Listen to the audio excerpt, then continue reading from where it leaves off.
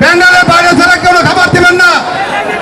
দয়া করে যুবদল, ছাত্রদল, স্বেচ্ছাসেবক দলের নেতৃবৃন্দ, বিএনপি নেতৃবৃন্দ, দয়া করে স্টেজের ভিতরে যারা আছেন, মঞ্চের সামনে যারা আছেন, আগে তাদেরকে খাবার দিবেন। আমাদের পর্যাপ্ত খাবারের ব্যবস্থা আছে। আমাদের প্রায় 4000 লোকের আজকের ইফতারের ব্যবস্থা আছে।